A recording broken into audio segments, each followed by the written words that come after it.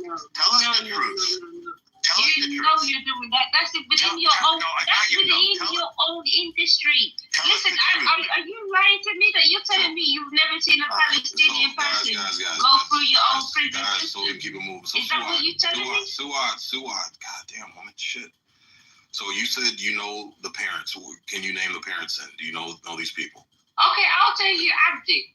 I can tell you Abdi, is like literally he lived, not even in Gaza, he lived by next door. He was a little kid, right? He threw a stone. You know what they did to him? They picked him up. His parents can't find him. What happened to Abdi? Okay, so what's his name? Let's write it down. We'll look it up. Abdi, what's his surname? 10 years old. What's his last name? 10 years old. What's his last name? What do you mean, Abdi Ibrahim? I'll give it to you. Abdi Ibrahim. Yeah.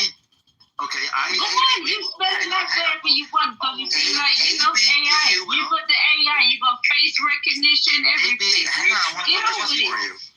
So his name is Abdul Ibrahim, right?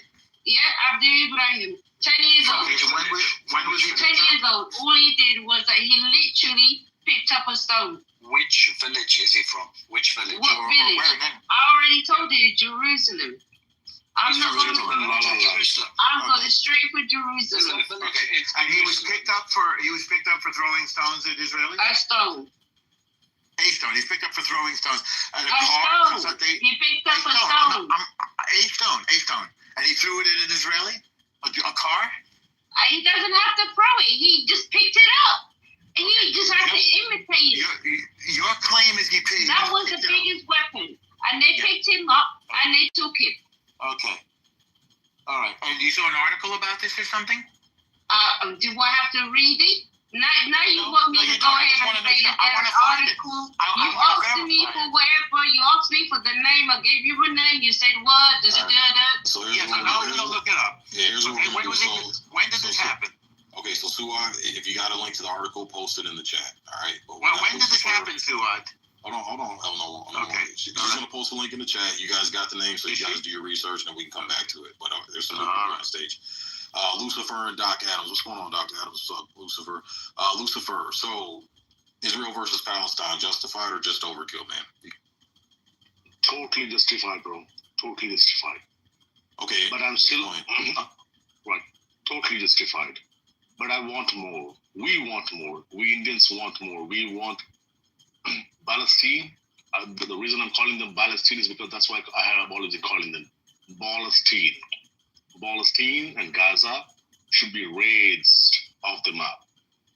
You're doing a good job, keep doing it. You're allowing him to talk the way he is, yeah?